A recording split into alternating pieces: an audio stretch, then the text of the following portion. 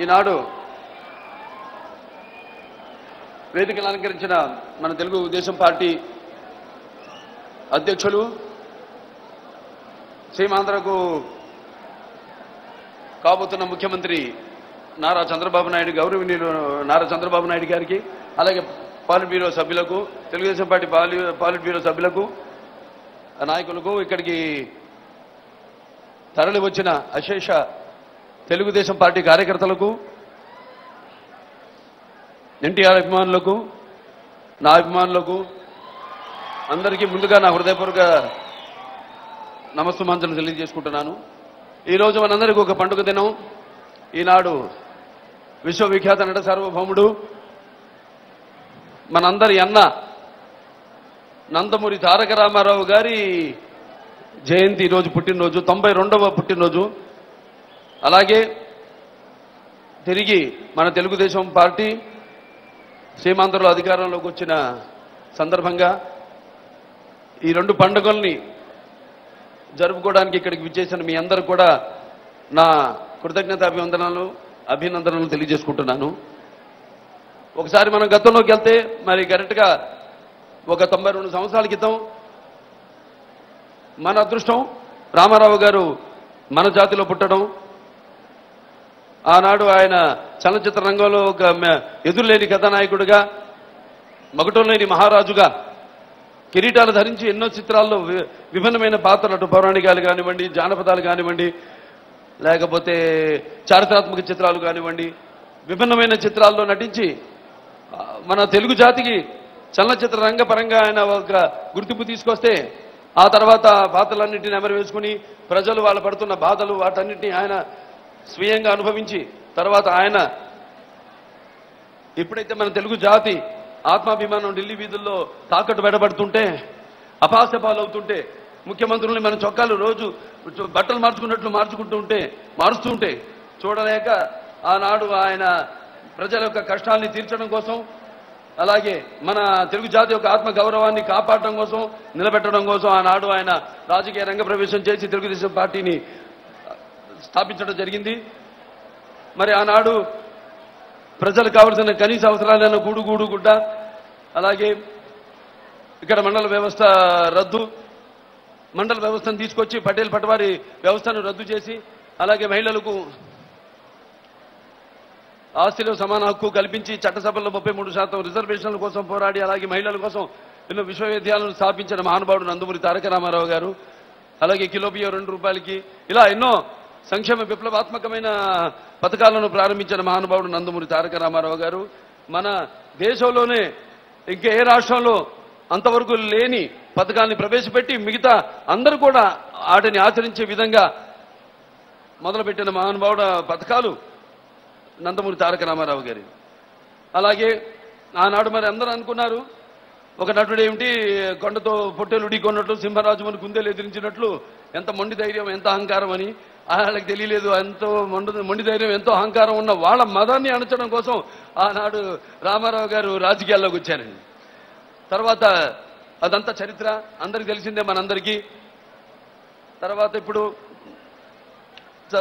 చంద్రబాబు నాయుడు గారు రామారావు తర్వాత ఈ యొక్క పార్టీ బరువు బాధ్యతలన్నీ ఆయన మోస్తూ పార్టీని ముందుకు తీసుకొస్తూ నడుపుతూ ఆయన ముఖ్యమంత్రిగా ఉన్న నేళ్లు ఎన్నో విప్లవాత్మకమైన పథకాలను ఆయన కూడా ప్రవేశపెట్టి సంక్షేమ పథకాల్ని అటు అన్ని కుటుంబాలను కూడా ఆర్థికంగా ఎంతో బలోపేతం చేసి, అలాగే రైతులకైతేనేమి, మహిళలకైతేనేమి, డ్వాక్రా పథకం ద్వారా అయితేనేమి, లేకపోతే దీపం పథకం ద్వారా అయితేనేమి ఎన్నో కార్యక్రమాలని ముందుకు తీసుకొచ్చి, అలాగే యువతకు ముఖ్యంగా నవతరానికి నాయకులు, యువతరానికి ప్రతినిధులు, భావితరాలకు భారతదేశపు మహాశక్తులైన యువతరానికి ఒక మంచి మార్గాన్ని నడిపించడానికి ఆయన ఒక దారి చూపించి, వాళ్ళ మేధస్సుకు పదును పెట్టి, వాళ్ళ చదువుకి అర్హతకు మించిన తగ్గ వాళ్ళకి గుర్తింపు లభించే విధంగా ఆయన నాడు చదువుని ప్రజల వద్దకు తీసుకొచ్చి, పేదవారి వద్దకు తీసుకొచ్చి అందరి విద్యావంతులు చేసిన మహానుభావుడు చంద్రబాబు నాయుడు గారు. అలాగే ఈరోజు చూస్తున్నాం మనం ఈ 10 ఏళ్ల అధికారంలో లేని కాంగ్రెస్ వాళ్ళ పరిపాలనలో మరి ఎన్ని కుంభకోణాలు ఇవాళ చూస్తున్నాం. మన వాటి దాని ఇవాళ జనం ఆ యొక్క అవినీతితో విసిగిపోయి, అలాగే ఎంతో అవమానపడ్డారు జనం. ఇవాళ తెలుగు జనం, మనకి స్వాతంత్రం వచ్చిన తర్వాత స్వాతంత్రం రావడం ఒక చరిత్ర అయితే, ఆ తర్వాత ఒక శకం ఎన్టీ రామారావు గారు రాజకీయాల్లోకి వచ్చిన తర్వాత భాషా ప్రయుక్త రాష్ట్రాల పేరుతో మన రాష్ట్రాన్ని మనం సాధించుకోగలిగాం.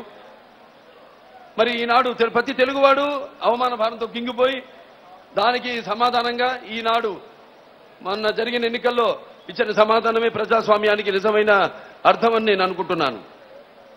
అలాగే చంద్రబాబు నాయుడు గారి మీద నమ్మకంతో అభివృద్ధి ఈనాడు నాన్నగారు అన్నారు ఆనాడు, ఇటు ఆంధ్ర అయినా అటు తెలంగాణ అయినా ప్రాంతాలు వేరైనా మన అంతరంగం ఒకటేనన్నా, ధ్యాసలు వేరుగా ఉన్నా మన భాష తెలుగు భాష అన్నా అని.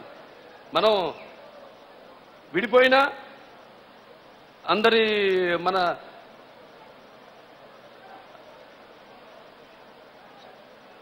అంటే భౌగోళికంగా విడిపోయిన మానసికంగా మనం అందరం ఒకటే తెలుగు వాళ్ళమే.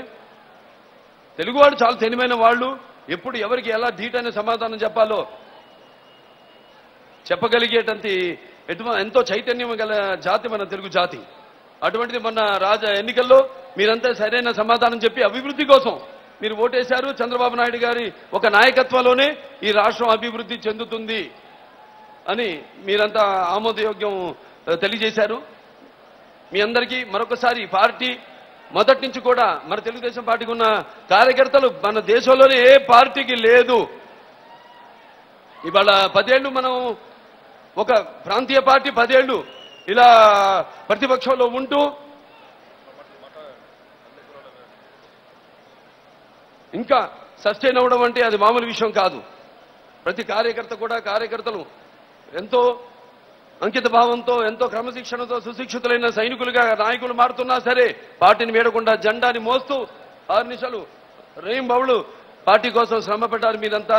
మీ అందరికీ సభాముఖంగా నా కృతజ్ఞతలు, నా అభినందనలు తెలియజేసుకుంటున్నాను. ముఖ్యంగా ఇక ఎన్నో సవాళ్లు మన ముందున్నాయి. కొత్త రాష్ట్ర అభివృద్ధి కోసం మరి మన హామీలు ఉన్నాయి, ఎన్నో హామీలు. రైతుల రుణాల మాఫీ అయితేనేమి, డ్వాక్రా మహిళల రుణాల మాఫీ అయితేనేమి, లేకపోతే ఇంటికి ఒక ఉద్యోగం అయితేనేమి, లేకపోతే పరిశ్రమల విషయంలో అయితేనేమి, అలాగే పింఛన్ల విషయంలో అయితేనేమి, అలాగే మనం ప్రవేశపెట్టినప్పుడు మన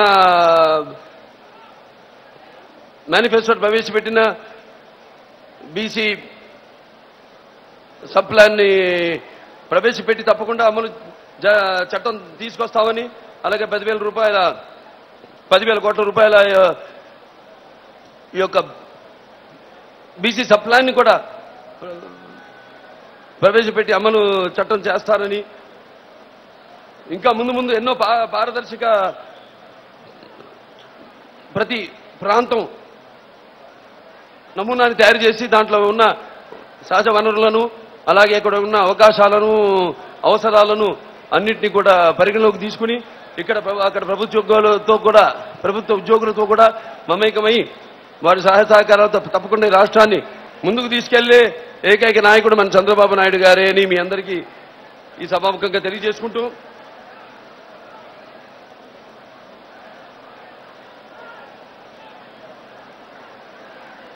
నేను కూడా నా బాధ్యతగా ఇన్నేళ్లు ఈ పార్టీకి సేవలు అందిస్తూ ఇలా కాదు, ప్రత్యక్షంగా కూడా నా వంతు బాధ్యతను అందజేయాలని ఈసారి ప్రత్యక్ష రాజకీయాల్లోకి వచ్చి హిందూపురం నుంచి నేను ఇక పోటీ చేయడం, అక్కడి నుంచి నేను శాసనసభ్యుడిగా ఎన్నికవడం జరిగింది. అక్కడ నా హిందూపురం ప్రజలందరూ కూడా నా కృతజ్ఞతలు తెలియజేసుకుంటూ, నియోజకవర్గ ప్రజలందరికీ నన్ను అడిగితే ముందు భారతీయుడిని చెప్తాను, మరోసారి అడిగితే తెలుగు వాణ్ణి అని చెప్తాను, ఇంకోసారి అడిగితే నందమూరి తారక రామారావు గారి కుమారుణ్ణి అని చెప్తాను, మళ్ళీ అడిగితే అన్నగారి అభిమానిని అని చెప్తాను. ఎందుకంటే నా దృష్టిలో ఎన్టీఆర్ అంటే కేవలం ఒక నందమూరి తారక రామారావు గారు మాత్రమే కాదు. ఎన్నంటే నటనాలయం, ఆయన నిల్లే ఒక నటనాలయం, అందులో ఆయన ఒక నటరాజు నరసింహుడు. టీఆర్ అంటే తారమండలంలోని ధ్రువ తారకుడు. ఆర్ అంటే రారాజు, రాజకీయ దురంధరుడు, యుగంధరుడు, రమ్య సౌమ్య గుణధాముడు అని నేను అంటాను. కాబట్టి మనమందరం ఇక ముందు మన రాష్ట్ర అభివృద్ధి కోసం, అక్కడే కాదు తెలంగాణ అయినా సరే ఇక్కడ కూడా ఎంతో అందరూ కష్టపడ్డారు మన పార్టీని అధికారంలో తీసుకురావడానికి కోసం. ఈనాడు మనం ఇక్కడ కాంగ్రెస్ కంటే కూడా ఎక్కువ మనం సీట్లు రాబెట్టుకోవడం జరిగింది. ఈ ముందు తప్పకుండా ఇక్కడ తెలంగాణలో కూడా తెలుగుదేశం పార్టీ అధికారంలోకి వస్తుంది అని ఘంటాపథంగా చెప్తున్నాను. తప్పకుండా మరొకసారి ఈ యొక్క ఎన్నికల్లో ఈ 10 సంవత్సరాలు ప్రతిపక్షంలో ఉంటూ కూడా పార్టీని తమ భుజస్కంధాలపై మోపిన ప్రతి ఒక్కరికి నా కృతజ్ఞతాభివందనాలు తెలియజేసుకుంటూ, అలాగే అక్కడ కేంద్రంలో కూడా బీజేపీ పార్టీ, అది ఎన్డీఏ ప్రభుత్వం అధికారంలోకి రావడం, దాంట్లో మన ఒక